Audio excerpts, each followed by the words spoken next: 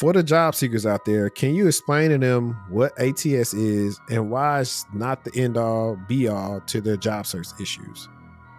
So ATS is just the acronym for Applicant Tracking System. Essentially, this is just a system where companies are able to promote their jobs and collect resumes. The biggest myth is you need to create a resume that's going to beat the ATS. That is not a thing. I don't know where that came from. There's still a human behind the ATS. People like myself who have access to view the resumes. And they are typically going through these resumes one by one. What should job seekers be doing in this market? It's not just one or two things. First thing you want to do is do a self-assessment. Like where are you now in your career? So really getting an understanding of, is the job I'm doing today or the skills I have today, are they even valuable enough to take me to that next level? Mm-hmm. I'm sorry, I hate to bust people's bubbles, but just because you feel like you should be making more money, it's almost like, but what is your actual value? And tell people you should really think about yourself as a product. Like what kind of product are you? Like, are you a high value product, or are you just sort of a product where I feel like I can find hundreds of you if I wanted to at any time? Are you interested in starting your career in the cloud? Well, if that's you, then I got something for you. Level Up in Tech is a comprehensive 24-week program guaranteed to help you land a high-paying role in the cloud. Some of the skills that they teach you in Level Up in Tech are server config and troubleshooting, AWS, infrastructure as code, CI, CD, scripting, containerization, and more. Level Up in Tech has helped over 800 people start their career in the cloud. So if you're interested in the program, click the link in my bio, click under Tech Resources, and click on Start Your Cloud Career. And I guess you are you born and raised in Carolina? Yeah, South Carolina. Okay, so are you a Panthers fan? Nah, I'm a Broncos fan, actually. Oh, see, I should have had my Surtain jersey on, man. You know, let's ride. Matter of fact, a bold proclamation, they are going to beat the Jets, and I'm going to say they're going to beat them by 10. I think they'll get the Jets. I think they can get the Jets. Just quiet as it's kept, they'll mess around and beat KC next Thursday. Like,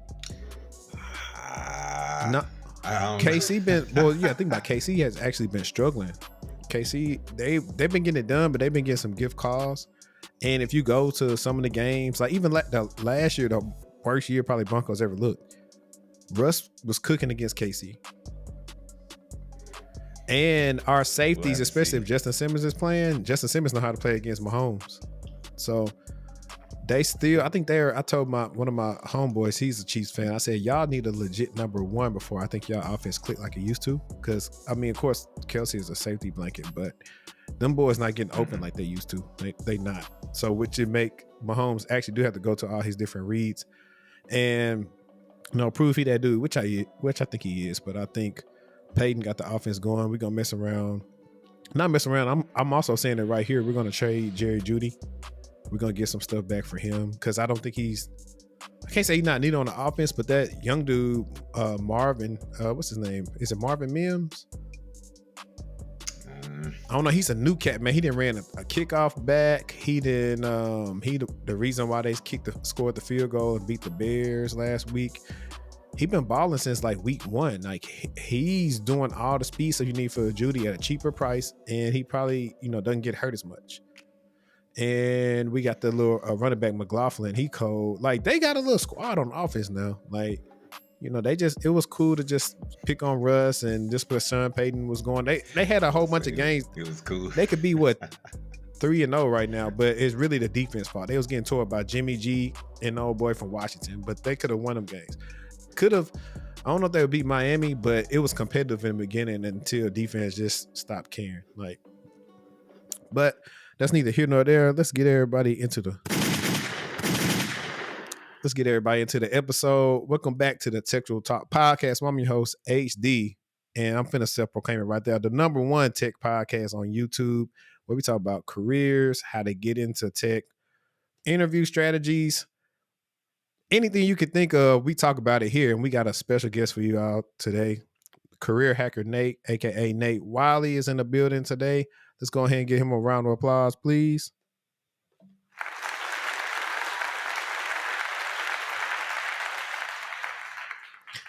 Yeah, man. Hey, Nate, appreciate you for rocking with us today. First things first, listeners or watchers, if you're on YouTube, you know what to do. Hit that thumbs up button and subscribe. Hit all on the notification bell. And if you're listening on Apple Podcasts, Spotify, anywhere else, please make sure you leave us a review, share out the podcast, follow it to help us out with those downloads and those podcast algorithms. But Nate, it's Friday, man. Uh, Glad we had to reschedule, but we had to get it done. We had to get it done. I just want you to briefly No introduce worries. yourself to the listeners and just tell them a little bit about yourself. Well, definitely appreciate the invite. Um, yeah, like I said, we had to reschedule, but we here. We're gonna have a good time with it. But Career Hacker Nate is the alias I've been going by for the last couple of months now. Um, we can get into a little bit later how that came about, but been in talent acquisition for about 12 years now. Started off in staffing, moved into I moved to distribution, manufacturing, and into tech, startups. And now I'm doing my own thing as an independent contractor, working with a couple of different startups, trying to help them do some headcount planning, implement ATS systems. Really, just honestly, I've been working towards this. Just need a break from being managed for a while and kind of do my own thing, consult, hop in and hop out.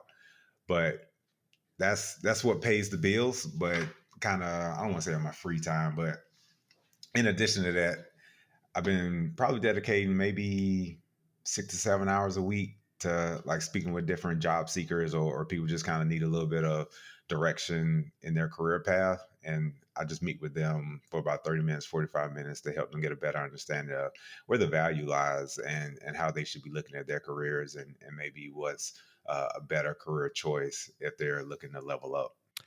Yeah, man, that's dope. I'm glad you have been doing that. I think that's always needed from people that are in talent acquisition, which we're going to talk about a little bit more later. But before we get into the episode, I thought about asking a new question here as far as saying, what's one random interesting fact about yourself? Um, you done took me back to like new hire orientation. So I always hate these questions. I think I was in the Air Force Reserves for 6 years. A lot of people don't know that. It's on my LinkedIn, but usually it gets looked over. But I think that was kind of random because I'm not. I don't talk about it. Like you'll never see me. You know, with like an Air Force veteran hat on or anything like that. But it was actually a time in my life where I needed a reset, and it just came at a time where I literally just jumped up out of nowhere. I didn't tell my family about it. I didn't tell really any friends or anything. It was just like a couple of weeks. I was like, oh yeah, I'm headed out to the boot camp next month. They're like, what? Like I just signed up. I just need to dip. I needed to change the scenery. So I would say that's pretty random. But it, I took some learnings from it. But it was cool.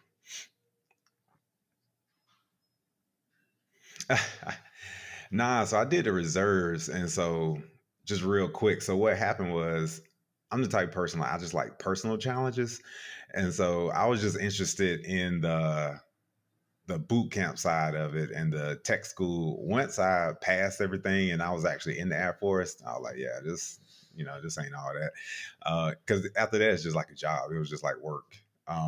But nah, I was actually able to start my recruiting career like as soon as I got out of tech school.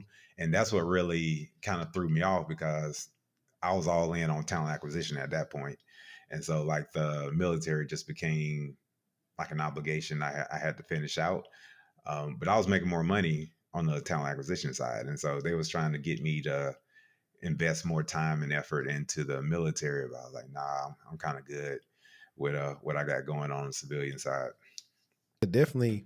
And I know you kind of skip right into the Air Force thing. Far as like when it came to high school, because we all know, and I'm a staunch believer of this, I think it's pretty hard to ask a 17, 18-year-old boy or girl what they want to be when they grow up, right? knowing how much things change from there. Like if you ask anybody when they're a kid, like I've told people plenty of times, hey, because I posted the meme the other day on my IG story. I used to want to be a Power Ranger when I was a kid. I thought Power Rangers was real. I was like, when I get in high school, I'm gonna be a Power Ranger. I'm gonna have a little motorcycle. I used to invent, I'm gonna park my motorcycle right here because I thought it was real. Uh, then after that, I loved wrestling. I was like, I'm gonna be a wrestler. You know what I'm saying? I like The Rock, Stone Cold's my favorite, so I'm gonna be a wrestler. I'm gonna do this and that. And then I realized it wasn't real. Y'all seeing a trend here a little bit, but after that, I want to be an architect, and that didn't go how I needed it to go. So I said, you know what, I'm gonna go to something I'm good at. But coming out of high school for you, outside of like going to the Air Force, did you have any like extracurricular activities that you did or things that you pursued like while you were in high school that maybe you thought you might do as an adult? Um, so let me set the timeline. So I actually was I think I was like 25 when I joined the Air Force. So I had already been to college. I had already tried to make my degree work. And so that's why I call the Air Force like my reset, because I tried to, I wish I tried. Well, I tried so hard to be an officer, but I had a psychology degree, and so they was like, we're only accepting people for officer school who have like a degree in like computer science or physics, something they feel like they can use on the tech side. I think I just didn't try hard enough. I talked to like two people, and that's what they told me. And but then once I got in and started talking to other people, I learned I just didn't try hard enough. I didn't do enough research. But to answer your question, very similar to you, I think also I wanted to be a ninja. Like that was my thing when growing up. But when I kind of got into high school, I had no clue what I was going to be, brother. I ain't gonna lie. I just knew I needed to get to college, and I thought college was going to have all the answers. And then once I got into college, I realized that wasn't the case. Changed my major from, I think I was trying to be like an electrical engineer. Chemistry whipped my ass. So I ended up changing my major to psychology, which was cool. I like the behavioral piece of it.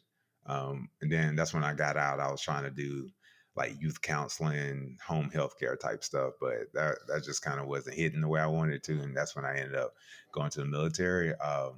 But I always had recruiting in my mind because trying to find a job was so frustrating that I wanted to be on the other side of the table and kind of understand what was happening behind the curtain. And so that's where the recruiting idea was kind of planted. And that's what I pursued once I kind of finished up with my school in the military. Cool. Speaking of college, what college did you attend? I went to a USC upstate in Spartanburg, South Carolina. Okay. Okay. And how was that experience for you? It was cool. It's a small school, man, in comparison.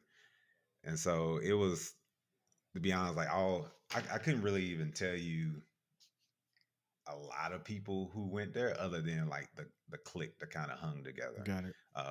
If I'm being honest, like probably like all the black people knew each No, other. that's how it was at LA Um, Tech. Like if you was black, like yeah, you yeah, knew all the them. black people knew each other. But the classroom, of course, it was majority, white folks.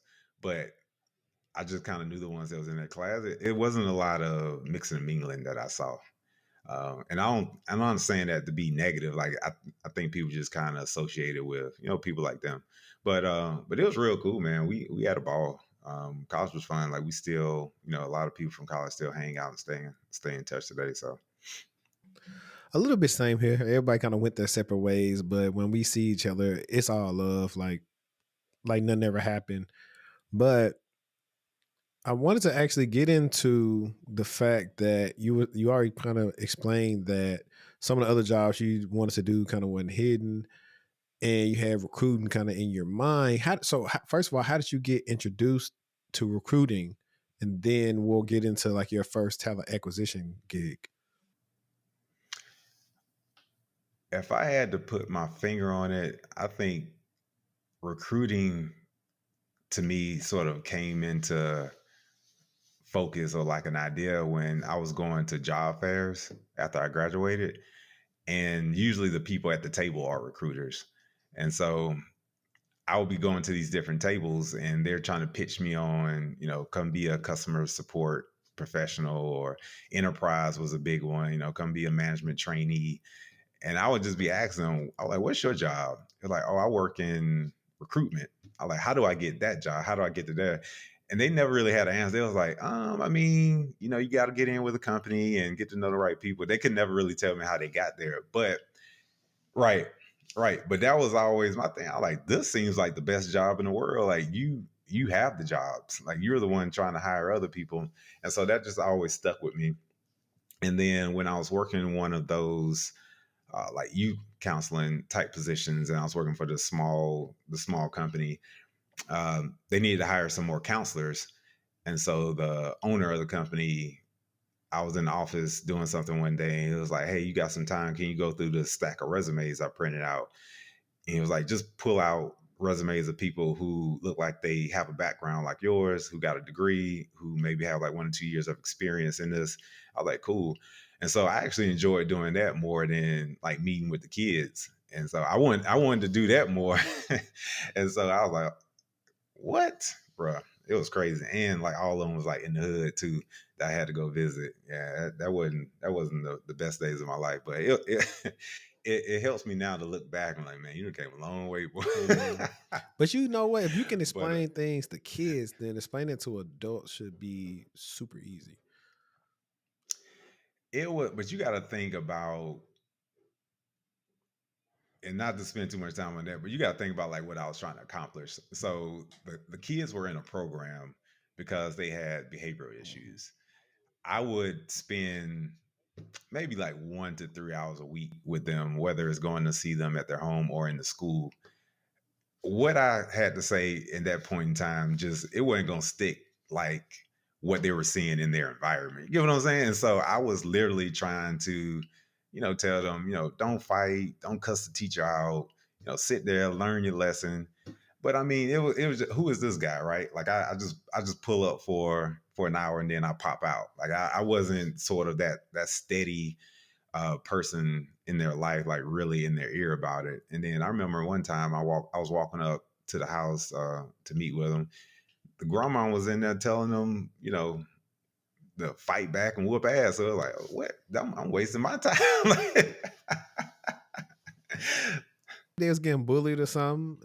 I mean, Yeah, I mean, yes. I mean, you got to do what you got to do in the context of things, and that's what I mean. Just older now, looking back, right. I just don't think that was sort of helpful in a way. It was just bigger than what I was able to offer, and I'm just a very realistic type of person. If you're really trying to make some change, you got to change in multiple areas of a person's environment. Like dropping me in just to drop some a little bit of knowledge on, if you keep heading down this path, it's not going to work out, or don't you want to pass your grade, that type of stuff. I don't think it was registering in the way that the program felt it would. Yeah, I agree. I think, and we won't spend too much time on this, but it was a tweet the other day was talking about they pretty much been doing these things where it's this meme where somebody's holding knives to somebody's neck or swords, and it's like one of those what's one of the opinions that get you killed like this. And some woman was like, black schools were too focused on materialistic things and something else. And I quoted it. I was like, no, all this stuff started at home. It's not the school. And I was like, that's typically what we find out. I normally tell people sometimes it's easier to reach the kid when they're like a certain age versus when they are at the age where it's like you said, whatever you say ain't gonna matter. They just gonna have to see for themselves fat meat not greasy, and however that may happen to them, that's what they're gonna find out. But that's typically how it goes with kids, and unfortunately, the environments, like you said, are crazy. But the good thing was people like you and me in this space now, and all the black faces that they can see there may be a different way for them. And now they got most of our kids got social media and smartphones, so they got access to this stuff. So maybe they can see this versus some of the other stuff that they watch on social media, and maybe that gives them a different route on how they need to act and what they would need to do if they want to live a certain lifestyle. Oh yeah, I definitely believe each generation it gets a little easier. Um, the rate at which that's moving, I couldn't necessarily tell you. I haven't done any research on that, but I can just tell like the kids now to be able to get rich and make good money like off YouTube videos and following stuff like that. I'm all for it, man. I'm all for it. Like, why not? If it's there. I mean, if you getting brand deals and you making more money than your family ever saw just because you funny and entertaining, man, go for it. Yeah, I think the hard part about that is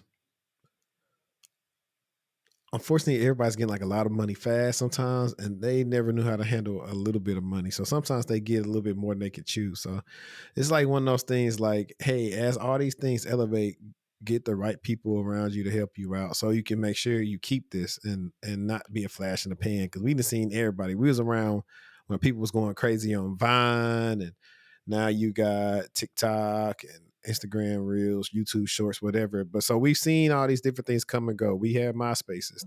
This ain't here no more. You know, it's not a guaranteed thing. YouTube be here tomorrow, even though I don't find that to be true. But sometimes you just never know. So this is one of those things where like, hey, just have some skills to fall back on sometimes too. But one of the questions I was going to ask you is before we dive into like the first recruiter gig, I want to ask you, how have you been able to have a career in recruiting, sourcing, talent acquisition that spans pretty much a decade plus? Like, how have you been able to do that? That's the career hacking, man. If I'm if I'm being honest, I didn't. I mean, the career hacker term I think is something that's kind of trendy right now. I actually first heard about it. I saw a growth hacker position, and then I just started looking out like, what else is like hacking, and then saw career hacking. But it's really just I've always tried to stay a step or two ahead of what's going on. Whether that's even I feel like to very simply answer your question, even if I feel like I'm in a good place at my company, I'm looking at what's next and can I move up here or do I need to make a leap? And I'm good at sort of quickly identifying where's the ceiling at my organization. Um, my first in-house recruiter job, I literally I actually talked to my boss the other day, but me and her still real cool. But she was cool and she told me, it was essentially a distribution company. So sales is what drove the company. And she was saying the owner had made a decision that we were going to stay flat. And that included like increases and promotions and things like that. And so I started jotting down on a notepad if I get a 3% increase every year, for the next 3-4 years, what my comp would be. I wasn't satisfied with what that number was. Okay, I need to make a move. Um, Although I really love the organization, I was the only recruiter there. I kind of had a lot of autonomy to do whatever I wanted to do.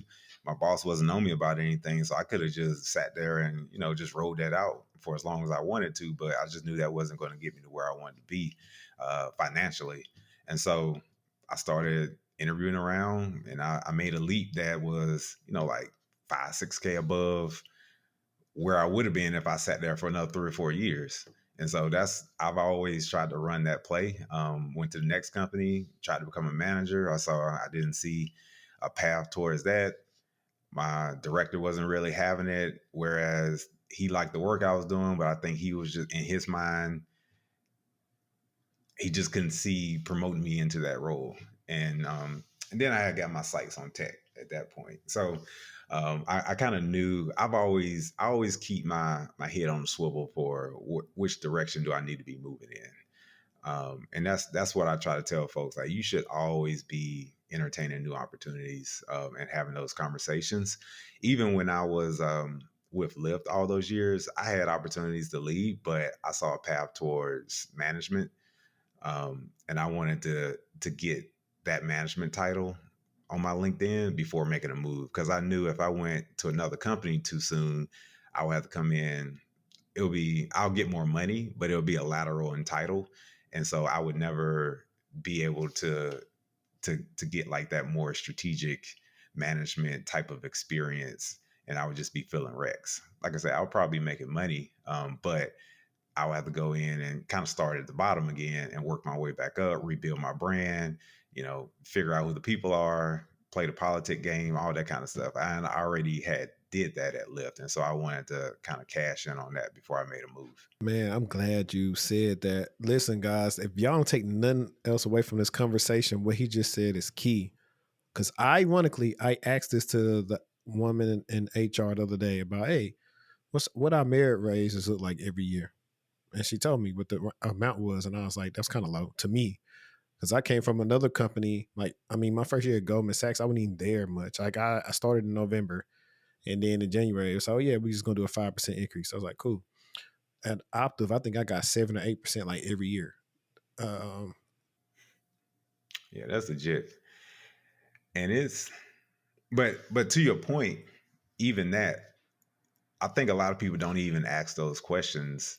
I don't think they know that you work there as part of the company. You can send an email to HR or have a sit down with your manager to talk about your career path.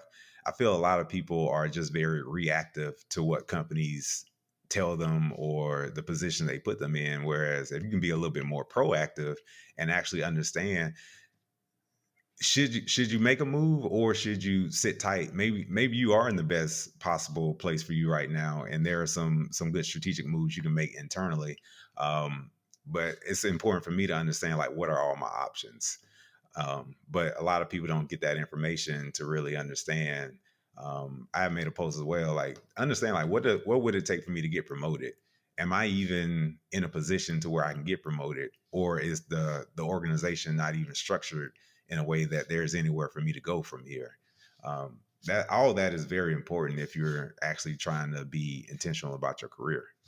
That's why I think the other day one of my snippets was about like not focusing too much on company loyalty. Like I was at Opta for almost 4 years, but I stayed there because I kept on getting new challenges and pretty much like promoted and doing different things. It's the only reason I was there that long, because they were showing me a path of what I could do there. Or like right before I left, like my manager was going to be the pretty much going to like a director level role, and she was like, "Oh yeah, you should manage this team." But I was like, "I don't want to manage this team."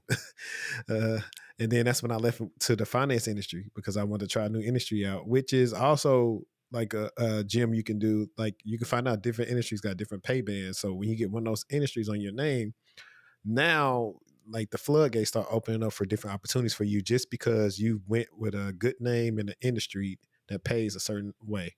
And so that's one of the things that we can always circle back and talk to, because like you said, I tell my clients, hey, you don't have to have the green banner on, but leave your open to work on, because sometimes the offer will come into your inbox that you can't refuse. Like even your manager would tell you you'll be a fool not to take that. So because they'll tell you, hey, listen, we can't even match. Like sometimes they like you'll get a opportunity that they probably can't match, and it would take you probably 10, 20 years to even try to get that amount. And by that time, you probably won't be at the company anyway. So Man, I'll tell you what, one thing I do regret, I should have taken more calls just to build my network at the time, but I was so busy because the market had kind of bounced back in 2021. Talent acquisition was popping. I mean, I look at some of my messages now. I was getting hit up at least like 4 or 5 times a week for like TA manager jobs. Like all these new startups were popping up out of nowhere. But to your point, I stayed at Lyft kind of same way you stayed at Octave, just because I saw a path. Like they were giving me a lot of opportunity, and I literally was able to gain so much valuable experience because they were just letting me, run with different projects, manage different teams, recruit in different organizations. And I mean, I was just like a sponge. Like I'm learning the way this whole industry operates just because they were giving me all these different opportunities. And so, money is very important. I love the money, but I think also you have to always be trying to play that balance between, okay, I can take, some money now, or this experience, they can never take that from me. And I can always sort of leverage that for more value and more money in the market. And that's kind of where my mind was at that time. no, that's facts, because a lot of times people which I'm not against you early on in your career job hopping. However, if you keep job hopping, but you're not getting skills that take you to the next level, then eventually you need to just stay somewhere for a year or two and really get those skills down, those accomplishments down. Like I said in the last episode, a couple of episodes ago, when I'm doing your resume and you don't have anything you achieved, it's hard to make you look like one of the ideal candidates when you apply to this role if you can't tell me what you did, if you were just there. Like those are the things people not paying attention to. Some people are just going to work, and some people are there. They're trying to make a name for themselves. They're writing everything down. I tell everybody, listen, the day you start, write everything down, big or small. I don't care how big or small it is, write it down so we have some stuff to work with. Like if you got some ideas, like I got a OneNote filled with stuff right now of ideas to do at work. Just because like they ask me, oh, what you think? Oh, here you go. I got this thing right here. We can do this, and this. So if the projects ever come up, I've been notating it for a while. Even not just the impact part is important and the achievements, like that's great, but even like you say, just not even being able to remember what you've done, because you just get in a mode of working.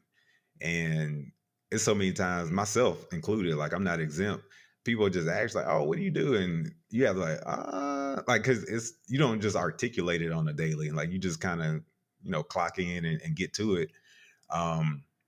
But individuals who aren't sort of like in the space where they're always so focused on their careers until something clicks with them, where okay, I need to make some more money, or they feel like the company may be getting a little bit unstable.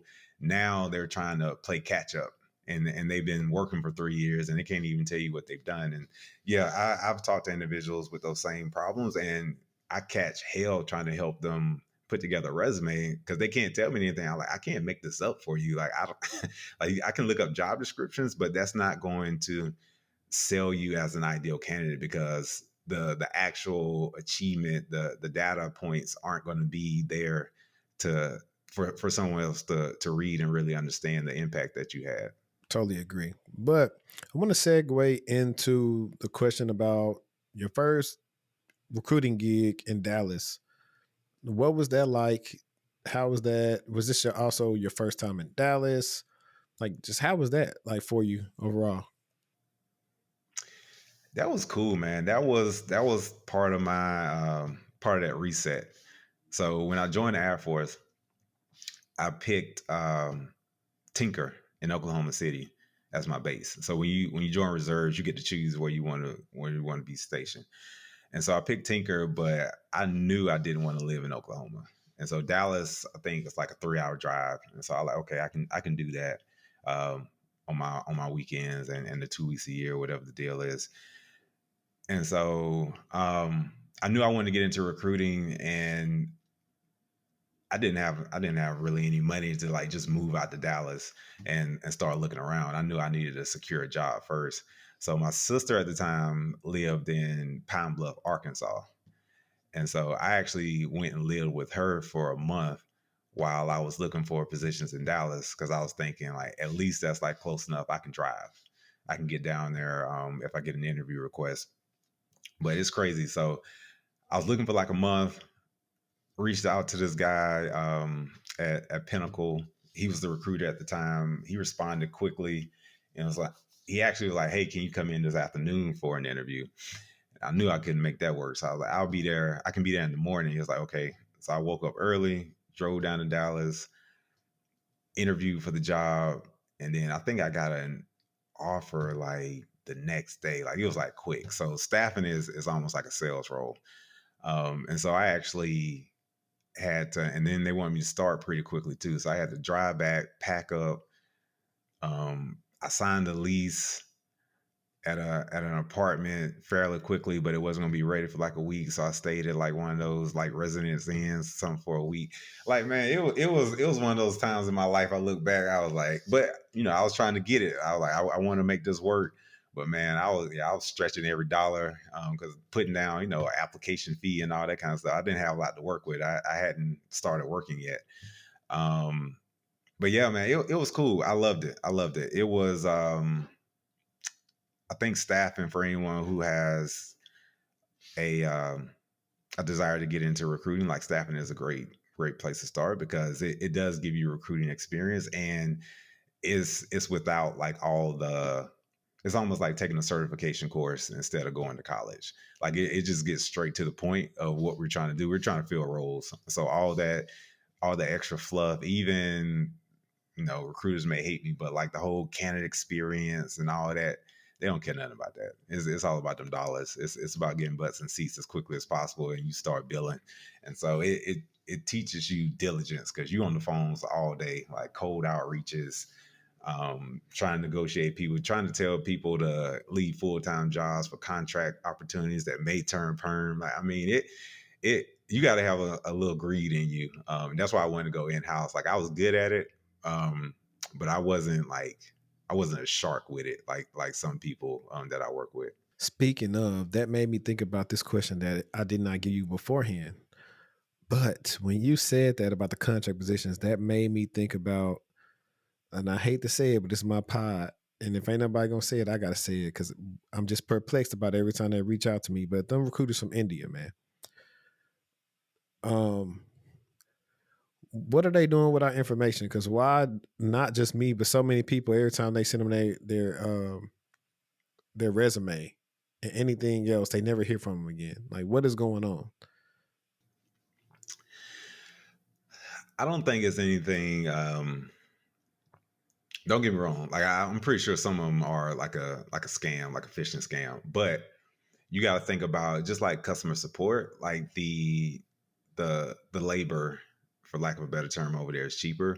And so I even know some people who own recruiting agencies who outsource their sourcing efforts to India, to reach out to individuals for positions that sit in the U.S. But you can pay those sourcers like a third of what a sourcer would want to be, and so that's what it is. So, but even U.S. sourcers will ghost you quick because, like I said, it's sales. Like it's whatever is going to hit the quickest. And what's probably happening is they're going through LinkedIn just like, you know, any other recruiter saying like, "Hey, I got this opportunity. Send me your resume. I present you." They present you. The client doesn't like you or doesn't respond, and so you don't hear anything back. Like they've moved on to whatever's going to make them money. So yeah, I don't think it's anything like super scary to worry about, but I ain't gonna lie, some of them be trying. Now, some of them work for some. Their oh companies yeah, are a little bit reputable. I think where sometimes it get a little sketch too is when they want you to put out information so they can represent you. And bruh. Let me real quick on that note. Now, when I first that job you was talking about in Dallas, so some of the clients that we work with, because they worked with so many different staffing firms, and they wanted to make sure like candidates weren't being duplicated in the system, we had to get individuals' social security numbers over the phone. Now you talking about tough, man, bruh, like you talking about tough telling somebody that you just calling out the blue in order to get you submitted over. I'm gonna need your social. I felt terrible every time I asked because and we knew that internally. We wouldn't even get mad when a candidate wouldn't give it to us. Like all we could do was just try to explain to them why, and send them over information to show that we're reputable. I mean, we would do anything like, hey, like here, call the main office line and you'll get, you know, transferred back to me just to show like I'm not trying to scam you. Like this is a real opportunity, but I don't blame them. I wouldn't give anyone my social just call me about a job. Like, why do you need my social just to submit my resume? But that's what some of the clients required. Yeah, that was a crazy time. I've been involved plenty of times, like you said. There are people out. They'll be in my LinkedIn inbox by like 2 or 3 recruiters. They are recruiting for the same role from different staffing agencies, and they're like trying to headhunt you. And now, so the benefit of knowing about this is like, if you want to go through with it, hey, see which one of these companies is offering you the best rate. Yeah, yeah, it's which one's off the best rate, and then some of them, and that's where like the whole like account exec relationships get into play because even the clients like have like their favorites. But that's what like a MSP is set up for. Is where everyone has to. It's supposed to create fairness instead, but the good AEs, I would call them, the good account execs, like they try to go around it. directly to the hiring manager and be like, hey, I found somebody, can I send it straight to you? And that's where the MSP will honestly, they'll get pissed because that's why they're in place to cut all that out. But it's good spread, it's good money in staffing. That's why they fight so hard to get people placed. I wasn't caring. Like I said, I just talk to these people just to talk to them and see what they're gonna do. Oh yeah, I mean, it's good for the network because usually you talk to a good staffing recruiter, they may jump in house somewhere one day and they'll remember you. It's all about planting those seeds. So it's definitely nothing wrong with having those conversations, especially if you know you're valuable and you're not desperate. It's like, I'll cut it short if I want to. Like, touch on that a little bit later because I was talking about that on Twitter to people about the desperation players getting old on LinkedIn. But I want to ask you about the other job right after that first staffing gig. You were, I guess you was like a regular, let's see. Yeah, technical recruiter to national recruiter. Was that just a title or is it something different within the scope of your job that made it be a national recruiter versus just a technical recruiter? that's just what they called it. So when I was at Pinnacle, it was a technical staffing firm. And so everybody was a technical recruiter. And those were the type of positions that we specialized in. So when I went to the next staffing organization, I actually went with my account exec. So he got an offer to come over, and he brought me and like two other people with him. I'm sure he wasn't supposed to do that, but we did it. And so this staffing firm was different. So the main arm of it was technical recruiting, but they had actually sort of had like a startup within the staffing firm that went after all the non-technical business. And so it was smaller spreads, but higher volume. And so what that side of the business did, we were actually trying to fill like all the G&A positions, project manager roles. We would get like, they need to hire like 40 call center representatives on contract. And we would try to get, 20 or 30 of those.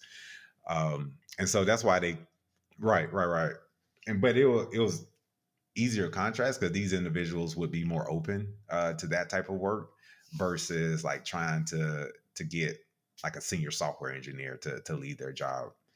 But they just called it a national recruiter because it was literally like almost anything anywhere. And so they just called it a national recruiter. Now, this next question is probably a question you get asked all the time, but you saw that I asked you, could you explain to us what's the difference between recruiting, sourcing, talent acquisition, and also, I guess the better part would be what place does it play in HR, or is it like a subset of HR? Like, they all are different and have, I guess, some overlap, but in your experience, what's the difference between the three? So they all sit under like a HR or a people umbrella. I like to carve it out, but if you talk to an HR professional, they don't like that. Like they want to maintain that ownership. I've bumped heads with HR in almost every job I worked at because it's different. It's different. Like we have different mindsets and we're trying to accomplish different goals. Right? I'm trying to hire people, bring them into the company. You're trying to make sure they follow the rules and or terminate them if they start to be a problem. So we're not thinking about it the same way. But to break down the different sort of sets within that, so sourcing is really just like a lead generator if you think about it in sales terms. So they don't necessarily stay with the candidate throughout the whole journey from application or from initial outreach to offer. Usually a sourcer is going to pass a candidate off to a recruiter, and a recruiter is responsible for maintaining that relationship with them and or closing them if they get to offer stage. Sourcers usually aren't going to extend any offers, schedule any interviews, or do any further engagement. Now, most recruiters are responsible for sourcing as well. Usually at larger companies is where you'll see they actually have like a team of sourcers and then like a team of recruiters. A lot of companies get by just fine with just having a recruiting team, and the recruiting team is responsible for doing their own sourcing. they call it like running a full desk, like being like a full cycle recruiter. Talent acquisition, depending on who you ask, like recruitment and talent acquisition are interchangeable. But for me, the difference is talent acquisition is just a lot more like robust and comprehensive of what all goes into acquiring talent to an organization. So you have to look at how are we writing our job descriptions? What sort of benefits are we offering to attract the best talent? What sort of marketing are we doing to, do we have like a social media profile that we're trying to, show life at this company, or what's the inside of it actually looks like? Um, yeah, it's more salesy, but it's like big picture for me, talent acquisition. Yeah. So even depending on how large the organization is and how much they're looking to invest into talent acquisition, you can have individuals who sit within talent acquisition that just focus on recruitment marketing. That are responsible for going to all the different Afrotex events and things like that to attract. Like they sit within talent, but they only focus on like events and marketing. Early career is something I would call that's different than actual recruiting, because they're only focused on like how do you get that talent as soon as they graduate, but that would fall under talent acquisition. So it's talent acquisition is like big picture. If you're looking at all the different channels individuals can come into the organization, that's talent acquisition. So even getting down to which systems do we use, which sourcing channels are we going to pay for, the analytics that goes into it, like all that falls under talent acquisition, but that may not necessarily be recruitment, if that makes sense. Cool. That's a great breakdown. I know that's going to help a lot of people.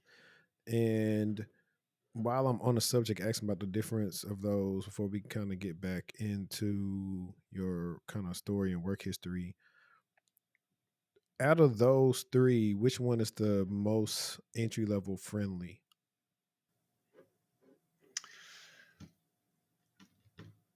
Definitely probably a sourcer. Usually people will get an opportunity to be a sourcer before they'll get the opportunity to be a recruiter, just because being a recruiter requires having the ability to source, if that makes sense. Um, Sourcing is just more so, honestly, it depends on what's required of them. Sourcing may just be going through LinkedIn and creating like a project in LinkedIn Recruiter, just so that the recruiter doesn't have to do that part of it. And then the recruiter is actually the one doing the cold outreaches.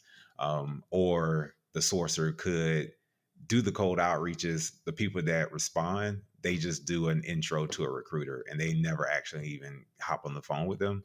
And so sourcing kind of just teaches you how to actually find qualified candidates to match with the requisition. Whereas full cycle recruitment, you have to have relationships with the hiring managers. You have to try to make sure the candidate's having a positive experience. You have to negotiate offers at the end. So it's a lot more sort of skill involved in actually being a recruiter. So most people go from sourcing, then they get promoted to a recruiter. What you're right, because I have noticed the difference between some people that kind of just source me and then the people that recruiters that I end up making my own relationship with just because they're with me like every step of the way of the process, or they're checking on me, hey, how's everything going, or they're always the ones to give me updates like the team loved you, or so. Yeah, I agree. And I believe that also I tell people this, and you could probably agree with this, but I was like, sometimes your process and how you treat that talent, it can make or break you on getting better talent into the environment. Because if they had like you said, a horrible time, they'll go back and say, hey, don't even bother applying to them. I had a trash time. They trash. They didn't do what they're supposed to do when it comes just to simple things in the process. Versus if I have a very good experience, then I tell people all the time about certain recruiters I work with in companies. I say, yo, dope company, dope team. They put the right amount of effort in hiring the right recruiters. They also put the right amount of effort in having the right type of interviewers, because that is an issue in itself. And those are the type of companies you want to work for. So when companies pay attention to like small details like that, then it's actually a good sign versus if they don't care at all. For sure. On that note though, And I think just because I gotten older and a little bit more jaded, I think it's also about what you're looking for. I think because I can't even lie, like it doesn't matter which company I've worked for, or how good or bad the reputation may be, because sometimes it goes up and down, right? You can find somebody to take that job, because people are gonna need a job. You know what I'm saying? So maintaining a positive reputation is always going to be the goal. That should be the goal for the company and the person. But I'm sure you also know, I know some shitty people who always get jobs. Like yeah. It's like the two really companies, like I've said it in plenty of interviews, but I was really high on Yahoo and Microsoft last year. I was really high on their processes of going through everything with them. Even Target too. I was high on Target as well.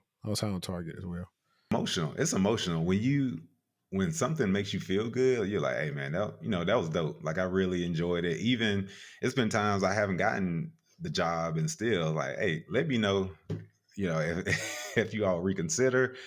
I technically got the job, but then they had to put stuff on hold. But even like just the brief time we actually talked and just small talk between us, me checking in with her, even now, like, oh yeah, how's everything at Yahoo? How's the baby? Because she had a baby. So even things like that, and everyone who's interacted with that specific recruiter is like, yo, like she's dope. Like she's good. She's like that.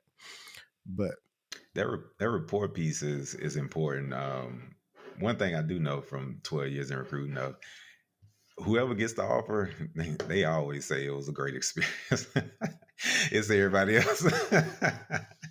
It don't matter how long it took. They're like, oh no, everybody was great. I get it. Y'all gotta take your time. It's an important decision. I'm like, yeah, you got the job, so it's all good. Yeah. right, cool. But if it's not, I probably would let you know, just because like, hey, yeah, I need it, but y'all should do this, and this while it's going on. And that reminds me that channel that I sent you, he touches on like a lot of that stuff about, hey, here's why it's taking so long for your offer to come back, or here's why this is happening. That I think that's some stuff you probably could touch on outside of this. But I put in the questions. I was saying, after that role, you went back and forth between talent acquisition and recruitment work. While you were doing those, what industries were you doing TA work in and recruiting in? That's why I say it's kind of interchangeable, depending on the company. And so one of the manufacturing company, I think you're probably referring to, where I was like a talent acquisition partner. That's just what they called it. Like that was the term they used, which I like that term. I like putting partner with it. Right. I like putting partner with it. But when I left that company and went to Lyft, my title was recruiter, and I was making a lot more money. I had equity. I was actually doing more, talent acquisition related duties. Like I was involved with like projects and process implementation. So Lyft just decided to call it recruiters. So yeah, that's why I say you kind of can't get stuck on the title. And I think it's an important point to make to your audience, is you should also understand your job function in your industry and all the different types of titles that may be involved in the world that you live in. So I know for sure, like looking at job descriptions or looking on LinkedIn, I know the titles that are relevant to me in my world, regardless of what because it's tech. Like they'll come up with something fancy out of nowhere and call it something crazy. I know what you're doing. Like I know what it is. You're just trying to be a little bit different. And so I think it's important for people to always be understanding, because there have been times I've talked to people, helping them, trying to understand which way to go in their career, and they were missing like a whole segment of jobs because they didn't know that other companies called it something different. Like, oh yeah, you got to open your eyes. Like just because they call it this where you work doesn't mean they're gonna call it that at another company. Thank you. Listen,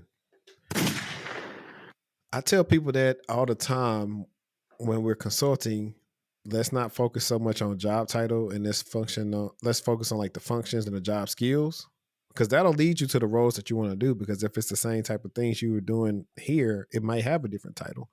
Or you might have a super specific title here that doesn't line up somewhere else, which I had a talk with a client right there. I said, how often do you see that title anywhere else? I say, we may want to change that on LinkedIn, because if we don't see that much, we need to change it to the high level term that everyone searches for, just for us to be more searchable with that term. Right. Right. What I've been telling individuals, especially that sort of like a section under your name on LinkedIn, just go ahead and drop all the different ones that it could be referred to. That way you'll come up in more searches. But I see a lot of people use that space to put like a sentence, right? Or what can,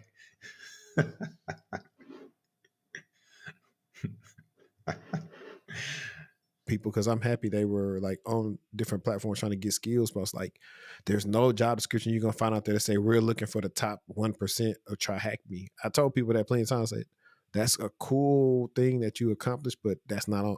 Nobody cares. Your interviewer is not gonna care. Nobody cares.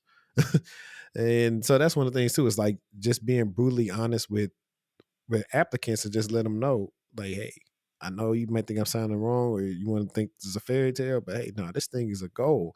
You may find a person that's not even as technical or as good at the job as you work, like you work them with them. The smartest person is not always the person that's getting the promotions or getting the big salaries. They're most of the time the most resourceful or most effective, or they're the most social. They got the most visibility in the company. I'm gonna say most personable. Like I've learned to admire people in organizations who know how to finesse. At first, I remember younger in my career, that used to piss me off. It was like, oh man, that man don't know nothing. This person's doing all the work for them. Then as I got older, I was like, nah, that they know how to play the game. They killing it. Like they not doing any work. They keep getting promoted. They bulletproof. Like they say whatever they want to say. I'm like, okay, you done figured it out. I get it now. Man said all the time, like, man, you just got to play the game. I mean, Triple H told you best. Let's see. Now, I think we got some fun stuff coming up now. So let's focus really back on job seekers, because I know job seekers going to need a lot of this stuff, and I think this is one of the biggest ones that I wanted you to attack for yourself. For the job seekers out there, can you explain to them what ATS is and why it's not the end all be all to their job search issues? So ATS is just the acronym for Applicant Tracking System, and it's an infinite amount of them out there. Greenhouse Lever are probably like the most common, Workday. Um, but essentially, this is just a system where companies are able to promote their jobs and collect resumes. The biggest myth is you need to create a resume that's going to beat the ATS. That is not a thing. I don't know where that came from. There is still, to my knowledge, there is still a human behind the ATS. People like myself who have access to view the resumes, and they are typically going through these resumes one by one. That's why it's important to format your resume in a way where you're putting the most important information at the top quickly, because it is true that we're taking like less than 10 seconds. And people can get mad and say, oh, how are you really on? Listen, unless you done had hundreds of resumes to look at, you wouldn't get it. Like, I don't, just think about it. How am I going to spend 2-3 minutes per resume and I got hundreds to go through? I wouldn't be efficient.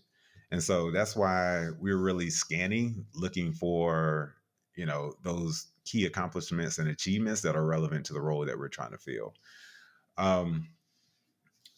It's not the end all be all, just because, as I just said, we're looking at hundreds, if not thousands, especially during the market right now. And so networking is still, I've been preaching that for a while now. Now is the time to really dig in and start to get in some of these circles and communities that can put you in a position to talk with the right individuals, that they don't even have to know you intimately, but familiarity goes a long way.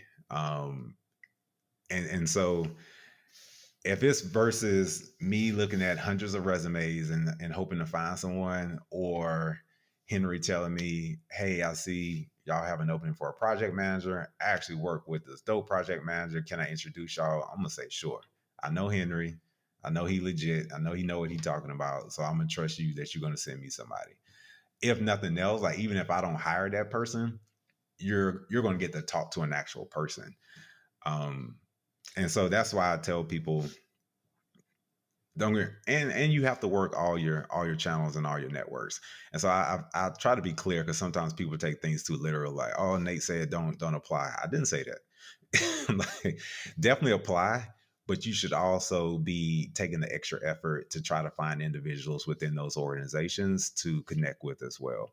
And so it's tough. It's tough. Like, it's not easy, and people try to act like, I want six figures, but I want it easy. Like, if you're trying to get some big money, you gotta put some work into it. Um, and I mean, that's just kind of what it comes down to. I don't feel like we're not at a place now to where we can just think we can just coast into making 150, 160, $170,000. Like, no, like most people will never see that kind of money still. And so you still got to put some effort into it if you want to see those kind of dollars. Because people definitely do believe they can just coast and do that, and we'll talk about it. So what should job seekers be doing in this market? So I already heard you say the most important, if not the most important thing, networking. What else should they be doing? So it's not just one or two things. Honestly, if I think back on it, and I've really been putting a lot of thought into this as I've been having more of these conversations. But I always tell individuals, first thing you want to do is do a self-assessment.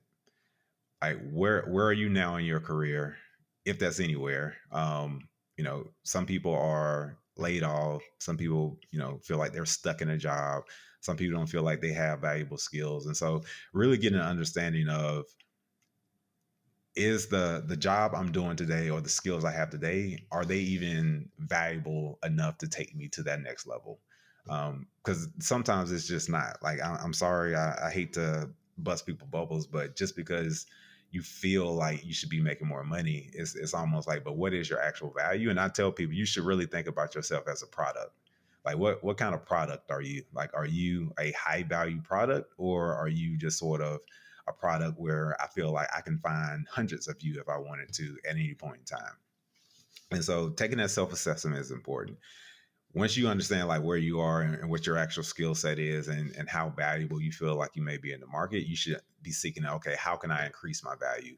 Whether that's through experience or, some sort of certification, or just up leveling in some sort of way, or just getting in different circles with different people and networking with different individuals. Because maybe your circle just isn't putting you in a place to really be advantageous to your career.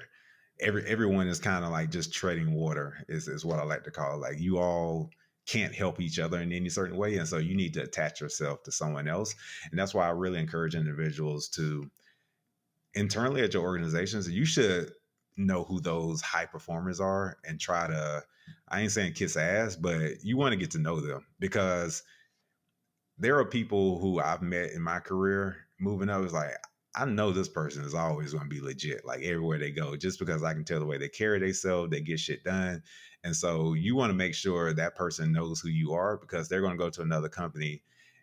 I might want to follow them there, or at least when they have another job opening, and it may not even be in the same department, but y'all know each other, and like, hey, I saw you all are opening for a recruiter. I might be reaching out to somebody in engineering, and the recruiting role may be on the business side, but they know me, and so they'll refer me for the role. And that, I know that person probably has juice there because they always a high performer everywhere they go.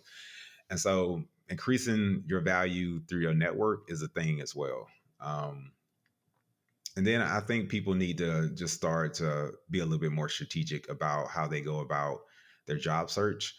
Um, I was talking to a lady the other day, and I feel like she was kind of ignoring where her value lied. Like, she wanted to break into tech, but her background was in healthcare, but she wasn't looking at health tech positions. I was like, this is what you know. I was like, this is what you know. This is actually the value right here. Like, because you can try to pitch yourself to these health tech companies as someone who has actually been within the industry for a number of years.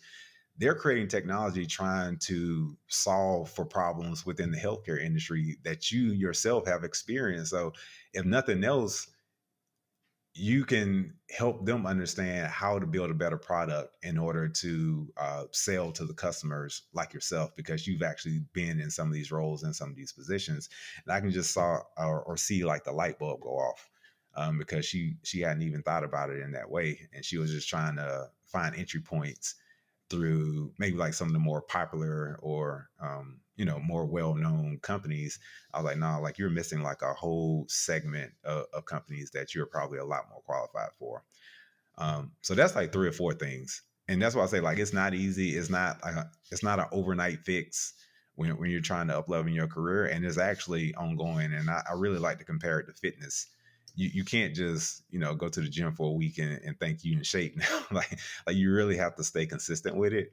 And that's how careers are. And that's why you have those individuals who never seem to panic when a layoff may be looming or something like that, because they have confidence in their network, they have confidence in their value as a team member, and they know they'll land something else pretty quickly because they are always sort of trying to look ahead and make sure they're sort of in a good spot career wise. You said a mouthful, especially. I'm glad you touched on how people want to pivot, but then they won't pay attention to where their strengths lie.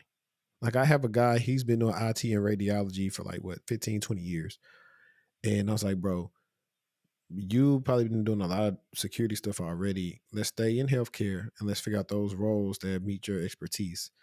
And I was like, so what we're going to do is we're going to reverse engineer this thing. We're going to network with the people we need to network. We can figure out what type of skills you need. And he's been doing that. And he's been happy about the results he's getting from talking to people who in the industry with similar backgrounds to him. And they say, hey, focus on this and this. We're looking to add to the team soon. If you're trying to go out of something that you weren't really a part of, you got to upward battle. You're going to be dealing with a lot of different things you don't even recognize. Like it's things that he's touched in healthcare that I don't have any clue about because I've never really worked in healthcare. And that's all we're trying to get y'all to understand. Like even if you're in education, like you do ed tech. Right. And I think what people, to your point of that uphill battle, is you also have to look at, now you're competing with people who've been in this industry for years. And it's like, that's going to take you a step back. Because not only do you have to learn a new industry, but you're having to compete for those jobs with individuals who already have a network within that industry. And I'm the type of person, I don't think anything's impossible, but at the same time, you have to be smart about it. Right. Let's be smart about it. And I'd like to tell people, you're trying to jump from over here to over here. Like you should take a step, and then maybe you can get closer to where you're going. And it may take you a little bit longer, but I promise you, you're going to be making more progress versus right now you're just standing still, looking way across the hill, trying to figure out like, how do I get over there? And you haven't even started walking yet. So yeah. Definitely a thing, man. And even sometimes with clients, like it's one of the reasons why I actually prefer to have a consult before you decide to do coaching with me, is just because I want to make sure I got something to work with. If I don't, you may feel like you may not be getting the most value out of me, but then you have to realize it's really not on me. I can only work with what I can work with. If you don't have any skill set, I got to help build you up and tell you what your weaknesses are, like you would do if you had a personalized coach, like real basketball. And I started coaching you when you were like 5 or 7. Hey, I'm gonna look at you and say your deficiencies. Hey, you don't shoot that well. You can't go to your left. All those different things you can't do. And then we're going to start having to put a plan together. Okay, well, today we're going to work on doing nothing but dribbling with our left hand so we can get like our right hand. All right, today we're going to work on coming off screen shooting. Like that's the stuff you got to do when it's coaching. Is like, if you don't have the skill set already, I have to tell you where you can go to get those skills from. And that's one of the things that people sometimes don't want to wait for, or they're getting distraught about. I'm like, it takes time. Like, I'm on the call with you now, so you've been a person that's been in the industry, and I'm pretty sure companies reach out to you with big money. Like I literally, this year is probably the year where, well, really last year, is where the companies actually started really reaching out with the bigger money. And I tell people, hey, it takes time. It's one or two things: time, or you got elite level skills early on in your career. I was like, it pretty much took time to where I started getting companies reaching out for the six figures that didn't start with a one. That ain't something that just happened just because you spent like 6 months doing something. Now it can happen, but most of the time it don't happen like that. You rarely find somebody, unless they already had a very high income level skills, come over to a different industry and get a very high paying six figure role, unless they were doing like they did in 2020, where they were just hiring people just to hire them. That's the only caveat in the outlier. It's like 2020 and 2021, where the bigger tech companies were just hiring people so the competition wouldn't have people to hire and they weren't doing work. Like that's documented. That's why a lot of those people unfortunately had to get laid off, and some of the good people got laid off as well, with some of the people who really weren't really adding a lot of value and was costing the company too much in payroll. Yeah, I mean, easy come, easy go too. Um, and you have to be mindful of that. Like there have been, I mean, even in my own career, there have been times where I've been afforded the opportunity to coast just because I was able to.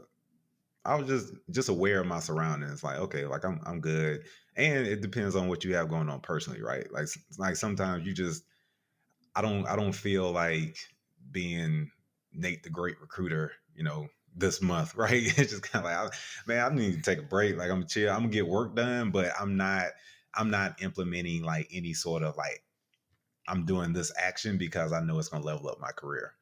And so there have been times in my career where I know I took my foot off the gas and it was intentional.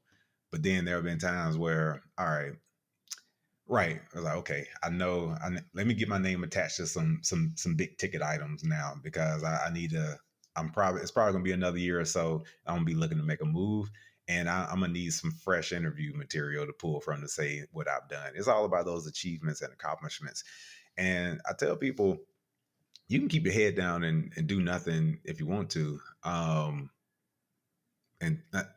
right. And to your point earlier, if nobody really knows your name at the organization, yeah, like you'll stay off the radar. Like you won't get bothered, but you probably won't get promoted either.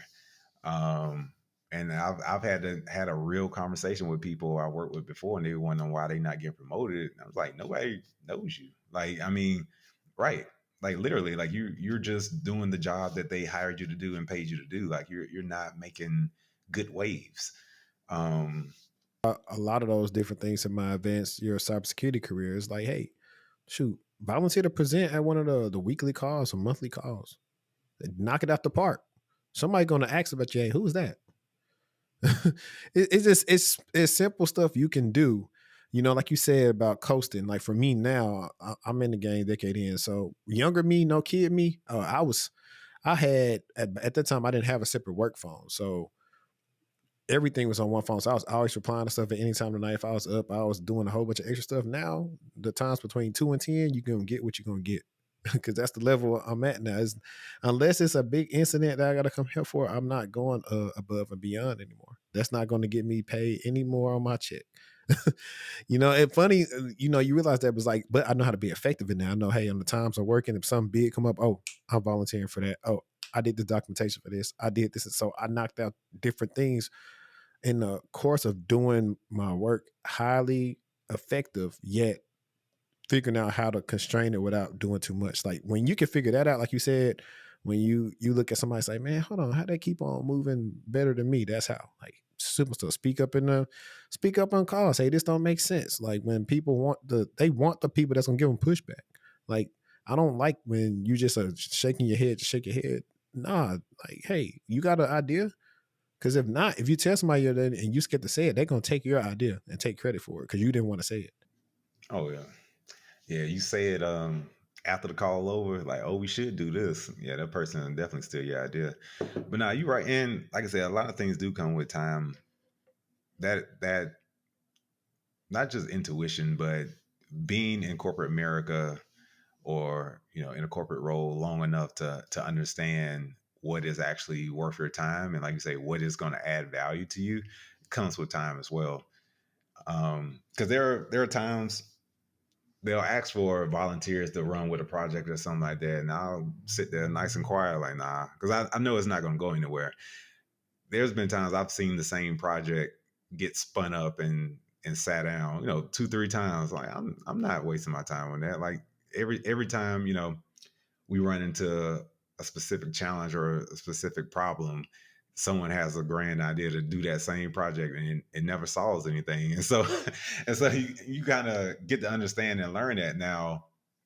If something new that the company is moving in a different direction, and in order for the company to be successful, they need to hire a team of these types of individuals. Yeah, put me on that one. Like, because this was gonna be in the paper. Like this, it's gonna be an article about this new product that's coming out, and I want to be able to say, I hired the team that was able to launch that specific product. Like that's kind of what you have to think about, versus, oh, I don't want that kind of pressure or that accountability. I'm gonna keep my head down and just working this little section over here. Like that little section may be the one to get laid off, and now that's what you've attached yourself to. A step further, let's go on something simple you can control. Hey, I referred these people who are killing it at the company.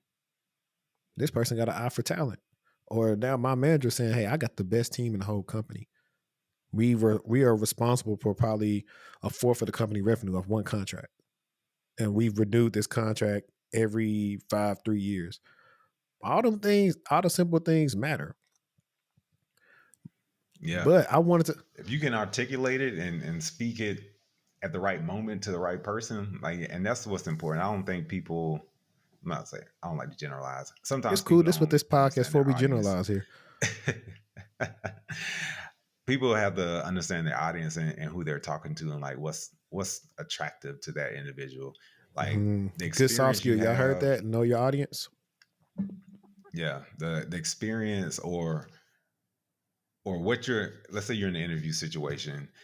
What I say to the hiring manager may be completely different than what I say to the hiring manager's peer, because they're coming at it from two different directions. I'm looking to make the hiring manager's life easier, so I'm gonna talk to him or her in a way that, oh, I can take this off your plate, I can take this off your plate, I've done this, I can run with that. Whereas their peer may not necessarily care about that kind of stuff, but I can let that person know, like, I'm very communicative, and you don't have to worry about following up, because like I send out weekly reports, like you'll know exactly what's going on. And it's those kind of interview tactics that I try to help people with. And because I feel sometimes, and I know it because of course, like I've been in the recruiting space for a while, but I've sat in debriefs with interview teams, and one of the things that they may ding a person for is like they use the same example like for every person that they spoke with, and so like they only had, like a one trick pony, like they only had that one thing to say, whereas candidates who had stronger interviews were able to appeal to each individual interviewer in a way that was attractive to them. And then they put it all together in a way like, oh, he actually gave me a good analytics example. Oh, they gave me a good leadership example. They gave me a good product example. That person seems like a better candidate because they were able to speak to all these different components of the role. Yeah, man, you cooking. We got this section on here for you though. I want to know if you want to get it off or not, and it's the hot takes section.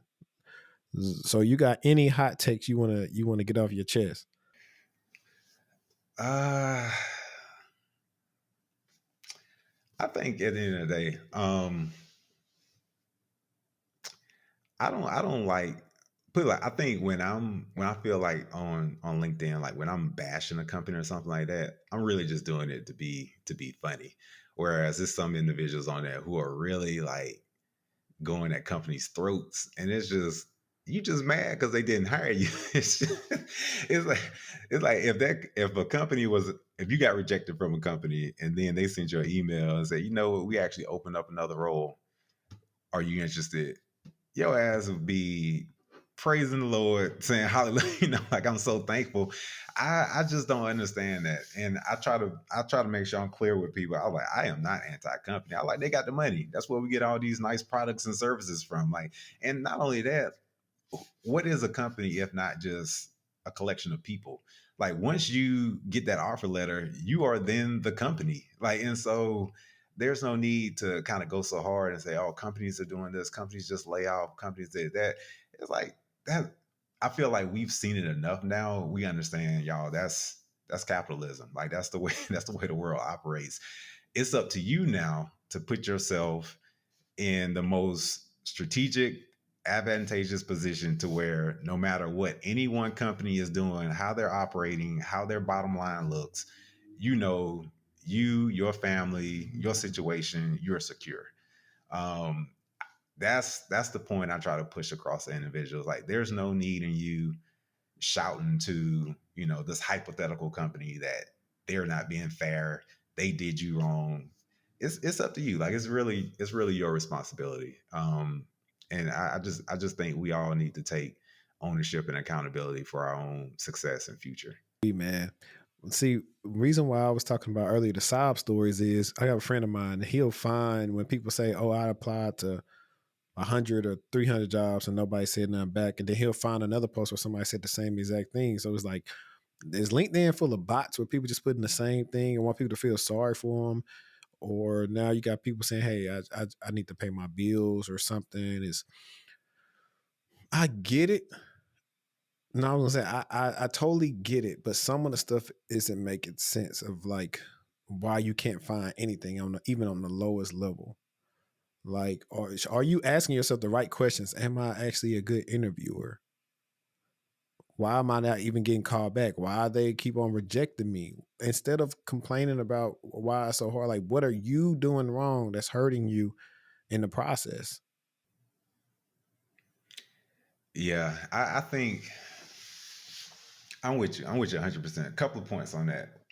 If you're applying like hundreds of jobs and you're not getting like any bites, no responses, no something, yeah, you are definitely doing something wrong. Even if that one wrong thing is you definitely aren't leveraging anybody's network or following up with individuals. Like, I just find that hard to believe that you've sent hundreds of individual DMs to people and they haven't even responded to you. I find that hard to believe. And if that's the case, you have either a very low value skill set or you're not appropriately like articulating your experience in a way that's attractive to people. I I can only imagine looking at your resume tells me absolutely nothing, that you haven't gotten anything, or like you say, a low level. Now, if you're applying to hundreds and hundreds of positions and you're going after the Microsofts, the Googles, all that kind of stuff, maybe you need to apply to some of these mom and pop shops and see, is that the problem? Like, maybe your skills are, you know, misaligned at this point, and like there's so much talent out there that maybe people just have a lot more experience and they're getting like the big fish, and you need to secure some sort of income and start working on building up your value. um, but I actually talked to this lady the other day, young, I think she just turned 30, and she just got a job as a chief of staff for a startup. But she said she applied to over 1,000 positions. But mind you, that's crazy. But I say that to say she wasn't hurt about it. Like, she was like, she don't like all that pity me stuff on LinkedIn. She was like I tracked all my stuff, and she was like, yeah, I was getting some bites. She was like, but there's a certain value I know I offer, and so like I was like trying to get a role that I know was going to pay me a considerable amount or at least increase my value in the market. But she oh yeah, she is. Yeah, yeah, she is. She legit, like, she impressed the hell out of me. Because for her to say, I wish I could trying to partner with her on some stuff. But for her to say I applied to 1,000 and was like, you got to do what you got to do. She was like, the market rough. She was like, but what else was I going to do? Just sit there, like. And so I was like, okay, you got the right mentality. Like, I can respect that. I can respect that 100%. Certain people do, and certain people also, like I said, they're just applying to anything. So some of the stuff they apply to don't even fit their skill set, and that's a issue. Like I did it before years ago when I still have the Excel sheet now. I can show people the jobs I applied to. Some of them I just applied to them when they had security in it because I was just trying to get another gig. And some of them had me a little jaded because there are situations where I was like, y'all was giving me the runaround or telling me one thing, verbally telling me something, which is I tell my clients all the time. I had a client that got an offer. Technically, it was like one of them offers that's contingent if they get the contract or whatever. I was like, cool. I mean, that's cool and all, but we're gonna keep interviewing until we get some actually physical in our hand that say we got an offer, we got equipment, this our start date. We're not stopping interviewing because a lot of people make that mistake. They stop interviewing and something happens, they come back and say we got to pull the offer, money looking funny, the economy and all this other stuff. So it's brutal. It's brutal. Yeah, you definitely got to keep going. I tell people that I said I would keep going today if I was like actively on the market. I'm gonna keep entertaining companies and taking calls until that first direct deposit hit, because you never know. Like I just saw a guy on LinkedIn going off because he got laid off. I think he had only been with the startup for like a couple of weeks, and money dried up that quick, and they had to let some folks. And that's what people want to break into tech. A lot of these startups are operating off debt, and like and don't get me wrong, like that's just, I mean, it's literally like an entrepreneur, like that's all it is. And so yeah, like you still can't. I think a lot of people want to get to a point to where they can just feel like they can just sit and be easy and be like, whew, I don't have to worry about a job for a couple of years. You got to have some situational awareness and just understand the state that we're in right now as a market and as an economy. The big wigs are laying off, the small companies are laying off, and so you just kind of always have to be prepared for that. For me personally, like I can't just sit and just be comfortable right now. I just don't think now is the time for that.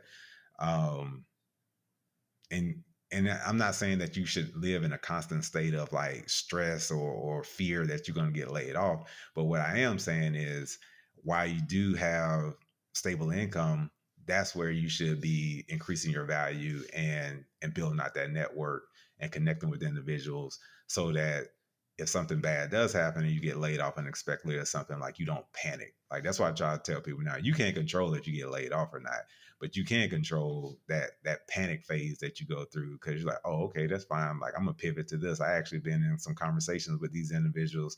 They've been asking me to come over here, and I've seen people get jobs very quick. I don't see some people run some plays. They get a severance package and then they get like a sign on like within a couple of weeks because they saw it coming. I was like, man, that's a come up. Google the shit. She had a good severance with Google, and she bounced back a couple of weeks ago with Meta. Well, months ago with Meta. So I was like, hey, you just got to know how to finesse it, man. And that was and and that's the other part I'm gonna add, and then we're gonna get into the questions about your company, your network. I was gonna put on TikTok today that you'll probably be underpaid if you don't have any high performers or anybody close in your network at different jobs. Having a good networker will let you know if you're getting paid fairly or unfairly. Because they can be like, nah, that's too low, bro. You gotta go somewhere else. I know somebody over here on this team, they making this. Let me see if they got some openings. That's how you find out always. That's how you get information. Yeah, I mean, if you're running in a circle and like you say, you all are exact peers, um, and nobody is asking those questions to HR or probing, or at least just trying to be like very ambitious. Somebody gotta share Oh the yeah. information. To your point, like somebody has to be saying, hey y'all, like, we getting shitted, like Yeah, yeah. we need to be doing this, we need to be doing that, like this company over here is paying this. And yeah, like when everybody just kind of has their head down and nobody wants to talk about it, that's how you get stuck like that, and you fall behind. I think that's one of the points I try to kind of live by. I don't want to get too far behind because I know that catch up hell. But man, so you got your own company, and I want to make sure I'm saying it right. Infinite, is it infinite talent or infinite talent? Okay. Infinite talent.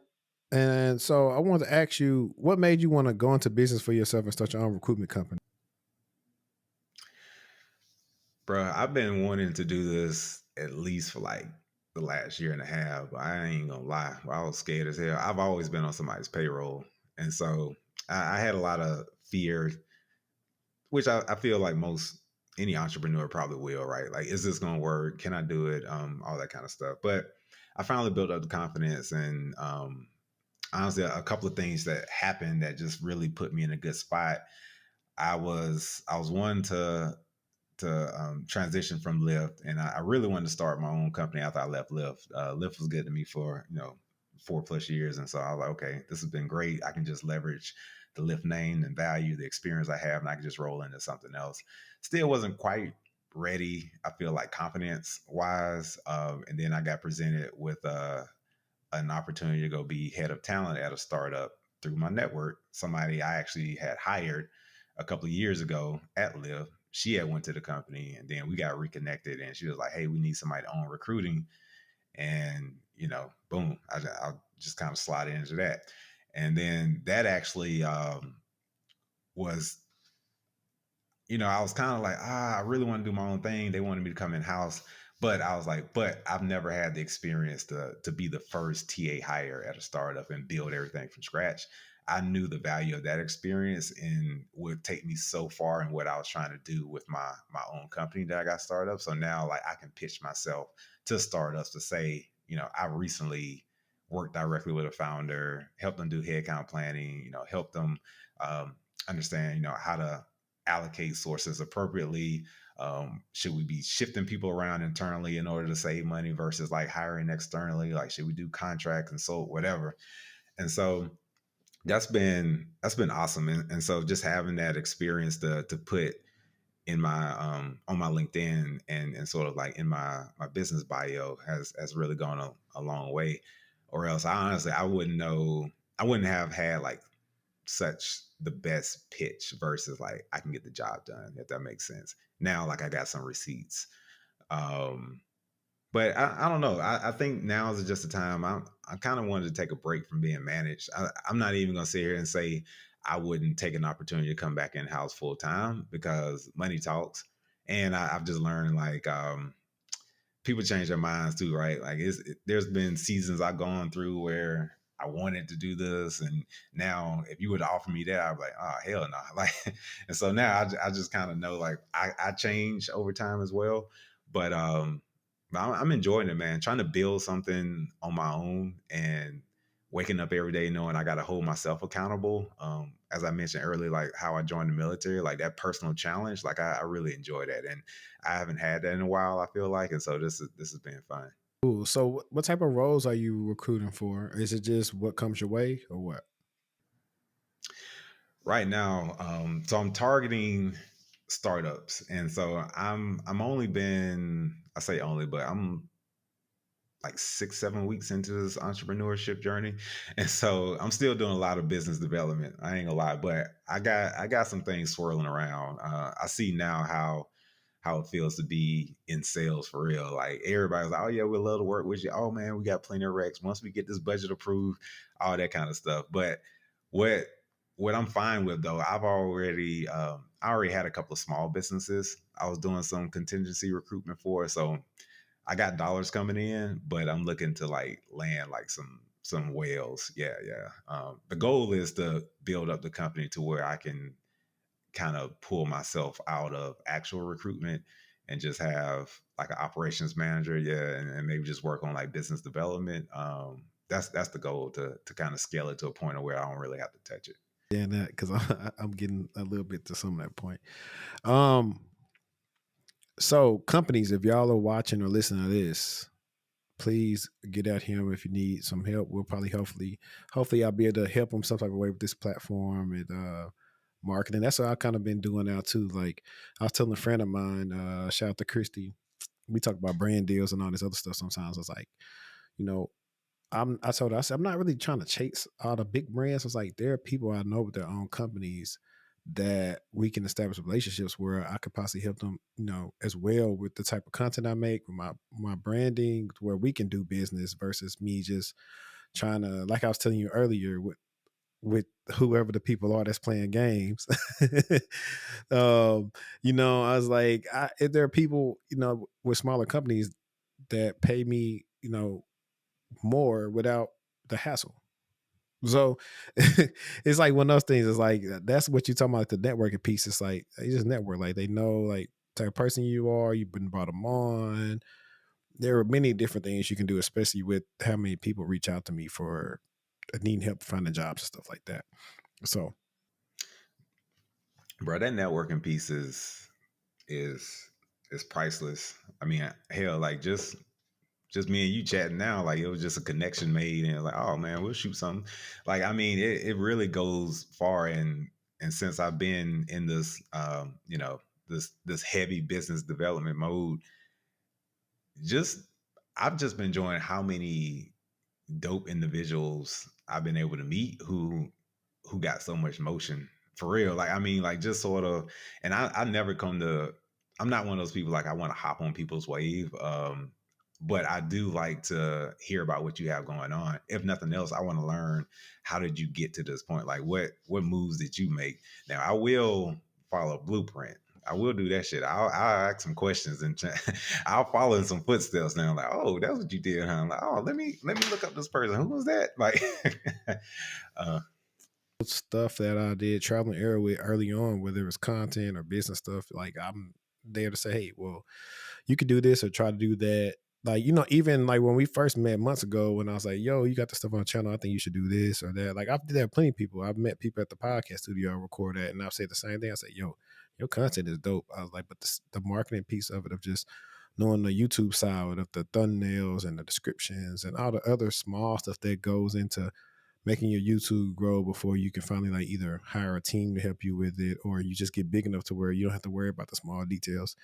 Because that's what I was telling somebody. I said, we can't name our videos like the big channels because they got so many people, they're going to watch regardless. You have to be strategic enough that someone may type this in as a search term so they can find it through search, or YouTube recommends it, and you just got to make sure the content is good. All the long drawn out stuff that you can find, or like trying to find evergreen content, is different like things you could figure out when it comes to starting content. no, that's smart. I need to start putting more effort into that. I do know. I took your advice. I posted a couple of things on YouTube. I still haven't been marketing my channel that much, but I am trying to put some of those words where like job search or career tips, like just something that people may be searching in general versus, Nate talking to Mike. Like no one's going to be looking for that.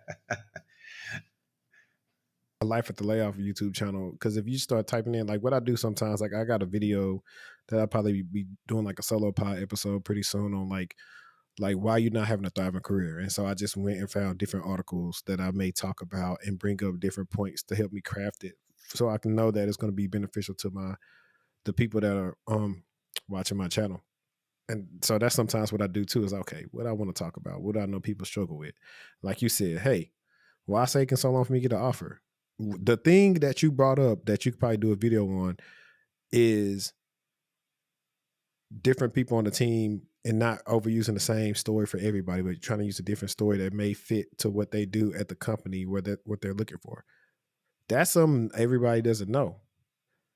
So it's those ways. Like for me, like I said, like you really don't even have to worry about so many views. Like the content's good. People comment on stuff from like 3 years ago. It's like, man, I'm so happy I found this channel or something. So I was always just playing like the long game of just making sure the content's good, getting better at the content, getting better with the quality, the audio. Like I got a cloud preamp thing, whatever this thing is called. But now like this mic is even louder because I had noticed like, man, I got it plugged into my Scarlett thing, but it's not as loud as it needs to be. Like my gain was turned all the way up. So now this preamp on here is boosting it. So even stuff like that, like this light is over here, got a light right here, got a light right here, all this other crap. So, but that's the other part of me just wanting to help people with their channels and seeing if I'm able to help people. There's some people that's actually better content creators than me, or their niche is better than mine, and I want to help them with that as well, just because I like doing that. I like helping. I think that's probably like my calling of like just being a helper. Yeah, I think that's why I like the career hacker Nate side. The infinite talent, that's the money. I'm gonna be greedy with that. But career hacker Nate, anybody that shoot me something on LinkedIn about, hey man, can you look at my resume, or I would like to talk to you about trying to break into tech or whatever, I usually set up some time with them. Like I have learned to be more mindful. I may send them my link like, hey, find something, middle of next week, something like that, just so I can make sure I'm knocking out some prioritized stuff. But it feels good to see that light bulb go off on people and be like, oh, thank you. Like I hadn't even thought about that. Nate podcast. That's like that's what you're gonna see entrepreneurs push on YouTube. Say, hey, if you're an entrepreneur, just start you a podcast because free marketing, like literally. I wake up sometimes and people have gotten services. I was like, because somebody asked me like, "Oh, where you mark?" I said, "I really don't run ads. Like, I might put some in the mailing list out or on LinkedIn or on my story, but for the most part, like my marketing is mostly like YouTube, to be honest." Hey, bro, you doing it. I saw you hit 20K subscribers. And 20K and 1.5 million views. So I'm trying to push. That's the thing too. Sometimes your channel gets to a point where it actually start hitting that stride. Like last month was like the biggest amount of subscribers I gained in a month. So yeah, I've just been focused on like putting more content out, getting better. Like met with a VA this week to maybe see if they can help offload some of these things. Like I have like snippets of episodes I need to put out, but I've been so busy I ain't even had time to cut them and just drop them on YouTube. So there's so much stuff going back from my episode with Broadest that I need to just put some good stuff on there. Like even my episode with Bobby, like I didn't get a chance to cut that up. It's just a lot of crap that I'm gonna get cut up once I get some more help and let them do it because it is pretty tough. I ain't gonna lie to you. But I want to ask you, man. What are some things you want to leave the audience with? Like if you want the 2 or 3 important things you want to leave them with, what would it be? Number one, I would say I do believe you can strongly do you can do whatever you want to do. I think I know that's very cliche and sort of like basic, but I've just learned like even myself, like I have to talk to myself sometimes. We live in a world now, like you have access to all the education, all the resources, like whatever you want to do, like you can literally like live the life you want to live if you're willing to put in the work. But I also in that same you know same phrase, I like to say, don't stress yourself out about things that aren't important to you. I think sometimes getting caught up in social media make everybody think like, oh, I need to be selling houses, or I need to be doing Airbnb, or I need to break into tech. If you be happy, like live your life, like don't put no undue stress on yourself. If you're not into that, if you don't want to do that, then cool. But if you do want more, then strive for it. Like you can get to it. I think networking, regardless of your career field, I like to be. Don't get me wrong. Like I love tech. Tech changed my life, um, if you have a desire to get there, you can. But I don't want people to dismiss the rest of the world. These other companies out here cutting checks too. Like don't think that just because you don't got a tech company. I've actually seen individuals get an increase going to like a traditional company after being in tech because your value has increased. And so now you're going from this big popular tech company to this, old school company, and they want you to come in and change and implement process and all that kind of stuff. So it's however you want to, package your experience. You can get the bag either way. Um, let's see, final thing. Final thing I would say is definitely continue to learn and read and get smarter. I think that's what I'm on now, like getting smarter. And by getting smarter, you ain't got to sit down and read for 2-3 hours a day or something like that. But just start taking in some of this content and some of these articles on LinkedIn, white papers, like sign up for newsletters. Like that little bit of knowledge every day, consuming that continues to, at least for me, like it just opens up your mind to the possibilities out there. When you start reading about these 20-some-year-olds starting companies, getting grants and making investments, all that kind of stuff, it just shows you what's possible. Like these people are not superhuman. They're not, anything special. Like they didn't come from another planet or something. Like they just really started putting in the work and found a niche and ran with it. So yeah, like I just love the way the world is moving, man. I see more people of color getting money. Um, I still see some people kind of lost, feel like they don't know which way to go with it. But I think I've seen you post a couple of times, man. Talk to somebody else. Like, it's nothing wrong with asking for help and getting some direction, and getting some coaching. And oftentimes you don't necessarily even have to pay for it. Like I say, me and you, like, we like to help people. Like, if you just need a little bit of direction or even just a little bit of encouragement, I feel like that goes a long way. Yeah, I totally agree. And a lot of times people reach out to me, I'm like, well, check out my free stuff first. Or sometimes I've made a video exactly for them. Like when I made the post yesterday about going from 50 to 75K, a young lady reached out to me about, well, how did you do this? And I'm trying to do the same, and I can't, yada, yada, yada. So I found the exact episode that I did when I was telling people about, I was like, title 75K changed my life. I just sent it to her. I said, this will probably answer it better than me trying to type all this stuff back to you. Nah, that's facts, bro. And I get caught up with that myself. I think we live in a world of so much content, and it's hard to. I like to speak for myself. It's hard for me to say.